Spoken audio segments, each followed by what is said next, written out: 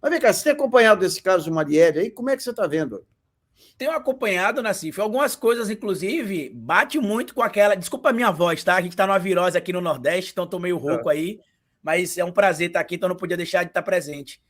Eu tenho acompanhado, Nassif, se você observar, inclusive, alguns dados que a gente vai trazer aqui já se conectavam lá naquela nossa primeira live atrás, sobre os possíveis matadores ali da Marielle e do Anderson, os relacionados, né? O Batoré, que foi citado de novo agora, o Adriano da Nóbrega, o próprio Rony Lessa e o Ronald, né? O tenente Ronald, que foi homenageado pelo Flávio Bolsonaro, assim como o próprio Adriano da Nóbrega. E vale lembrar que o Batoré, que é citado lá nas matérias que estão viralizando aí, era o braço direito do Adriano da Nóbrega.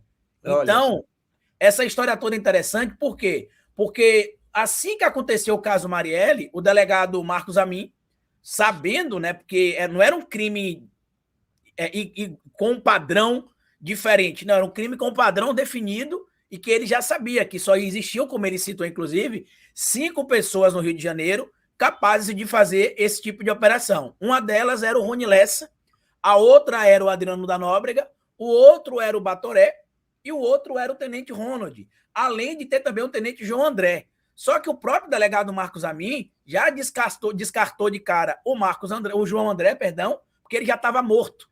Então só poderia ser ou o Batoré, ou o Adriano, ou o Rony Lessa, ou o tenente Ronald. Então ele fez outra filtragem. Ele descobriu que o Batoré estava dedicado no seu empreendimento do tráfico de drogas na Ilha do Governador. Descobriu também ali que o Ronald, né, o tenente Ronald, ele estava na moita, como a gente brinca aqui, né? Estava meio desaparecido. Então, ele de cara falou, na minha análise, só pode ser 2 pessoas. Ou o Adriano da Nóbrega, ou o Rony Lessa. E é muito fácil. Pode falar. Só para pegar. Adriano da Nóbrega, cuja mãe trabalhava para o Flávio Bolsonaro. Rony Lessa, que era vizinho da família Bolsonaro. Vai chegar lá, vai chegar lá. Vai chegar, inclusive, essa situação toda agora da BIM paralela, eu vou comentar já disso também, conecta algumas pontas soltas que a gente tinha no caso Marielle também, e que para a audiência talvez pareça conspiração, mas com o que a gente vai trazer aqui vocês vão entender, tá? Então o delegado Marcos Amin falou o seguinte, doutor Rivaldo, que é o que não sabe de nada, que não participou de nada, que não viu nada, né? Ele não sabe de nada, mas todo mundo fala, eu contei para ele, mas ele disse que não sabe, né? E aí o Marcos Amin procurou ele e falou, doutor, eu tenho informação sobre o caso Marielle. E aí disse que ele não quis nem ouvir. Falou, não, procura o Giniton Lages lá, explica para ele. E aí ele disse que explicou para o Giniton, existem 5 pessoas aqui no estado do Rio de Janeiro que podem cometer esse tipo de crime, que são profissionais, que fazem parte do tal escritório do crime, só que eu já descartaria 3, e eu iria para cima de 2, Adriano da Nóbrega e Rony Lessa. E digo mais, doutor Giniton, é muito fácil descobrir se foi um dos 2. Por quê? Porque o Rony Lessa, quando sai para matar, ele sai ou da casa dele ou do quebra-mar, que fica na Barra da Tijuca. Então é só pegar as câmeras dessa região que você vai ver se conecta ou não. Já o Adriano da Nóbrega saía do condomínio Floresta, lá em Rio das Pedras. Só que a gente já tinha relatos desde aquela época que o Adriano dispensou esse serviço. Por quê? Porque era um serviço que envolvia político e ele sabia que era problema. O Adriano da Nóbrega teve uma coisa que nem o Rivaldo Barbosa teve, nem o Chiquinho Brazão teve, nem o Domingos Brazão teve, e nenhum dos envolvidos nesse caso teve, que foi inteligência para entender a repercussão de um caso desse tamanho. Tá. Que o Adriano falou, ó, isso aí é problema. Tanto que em uma das conversas ali que a Júlia Lutufo, a viúva dele, conta, diz que ele chegou a compartilhar com um aliado dele também, um tal Maurição, que olha que coincidência, viu, Nassif? Era o cara que cuidava dos esquemas, aquelas construções irregulares na Muzema, onde, de acordo com as investigações do Ministério Público, o dinheiro do Flávio, supostamente vindo ali dos esquemas de rachadinha, financiava essas construções ilegais. Então, o mundo gira, capota, vai e volta e sempre está perto do clã Bolsonaro. Sempre. Né? E para arrematar, a gente precisa lembrar de uma entrevista que o Wilson Witzel deu na CPI, lá em Brasília, quando ele disse o seguinte: a minha vida começou a virar um inferno a partir do momento que eu decidi investigar o caso Marielle. E aí, dali para frente, a gente começa a entender toda a organização que aconteceu no estado do Rio de Janeiro para brecar a investigação contra o caso Marielle e para brecar as investigações envolvendo também as rachadinhas do Flávio Bolsonaro. Como é que a gente comprova isso, Nassif? No ano que o Witzel foi impeachmentado, no final do ano que ele foi impeachmentado, né, ele foi impeachmentado no final de 2020, no final de 2021, o Cláudio Castro poderia indicar o chefe do Ministério Público. Quem tinha interesse no Ministério Público e na chefia do Ministério Público? Era o clã Bolsonaro. Claro. Era o Flávio Bolsonaro. E aqui, sempre que eu venho falar do caso Marielle, Nassif, eu sempre faço questão de dizer o seguinte: a gente não está aqui afirmando que o clã Bolsonaro está envolvido na morte da Marielle, mas, no mínimo, esta é a minha análise, eles, em algum momento, souberam de alguma coisa e simplesmente tentaram acobertar por conta da relação que existia. Você falou da mãe do Adriano da Nóbrega, mas a esposa dele também trabalhou com o Flávio. Não era só a mãe. Outra coisa, dois dos 5 matadores que o doutor Marcos Amin apontou como sendo os executores da Marielle, que é o Adriano da Nóbrega e o tenente Ronald, foram homenageados pelo Flávio Bolsonaro.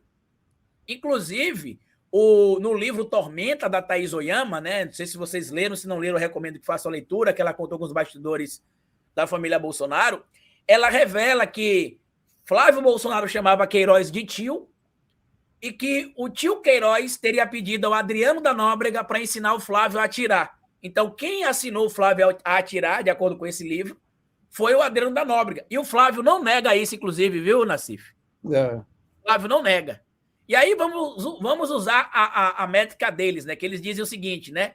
Que todo mundo no entorno do Lula sabia de tudo, todo mundo no entorno de Lula estava envolvido com alguma coisa errada, mas o Lula nunca. E a gente sabe o que aconteceu na Operação Lava Jato e o Lula provou o que ele falava. Mas agora vamos inverter essa lógica. Todo mundo no entorno do Bolsonaro sabia de tudo que estava acontecendo errado, muita gente estava envolvida com coisa errada, mas ele não via e não sabia de nada. E um fator, só para eu passar a falar para você, Nassif, que chamou bastante atenção, que você vai lembrar, é que o Geniton Lages deu uma entrevista em 2019 dizendo que surgiu realmente a informação de que foram encontradas ligações da casa do Jair Bolsonaro para a casa do Rony Lessa. Mas aquela altura, o que foi que o Geniton falou? Que aquilo não era importante. Depois, o Bruno Paes Manso, jornalista e escritor, inclusive recomendo o livro dele, A República das Milícias, dos Esquadrões da Morte, a família Bolsonaro, que ele diz que, na verdade, de acordo com as informações que o Bolsonaro passou, né, que na verdade era o Jair Renan, que tinha tido um relacionamento amoroso com a filha do Rony Lessa, que por conta disso ele ligava para a casa do Rony Lessa para falar com a filha do Rony Lessa, só que eles esqueceram de combinar com o Rony Lessa. Porque naquele depoimento do Rony, antes da delação, Nassif, que está na internet, o Rony diz que a filha dele estava nos Estados Unidos. Então, quem da casa do clã Bolsonaro ligou para a casa do Rony Lessa? A gente já sabe que se foi o Jair Renan, não foi para falar com a filha do Rony, porque ela não estava lá. Então, foi falar... Mas nem precisava de ligação, era atravessar a rua lá. É inacreditável. É inacreditável. Os dois vindo das milícias, os Bolsonaro e o Rony Lessa, indo para o mesmo condomínio. E tem um caso interessante, Carlito, quando o Carlos Bolsonaro vai mostrar, pega lá o equipamento para mostrar as ligações e tudo, ele mostra lá para Santos uma ligação para a casa dele, ele fala, isso aqui é uma ligação, você quer ver? E coloca lá. E era o porteiro falando, seu Carlos, chegou o seu Uber. Mas na mesma hora em que estava reunido lá o Lessa com o motorista assassino, que levou ele para assassinar a Marielle, rapaz.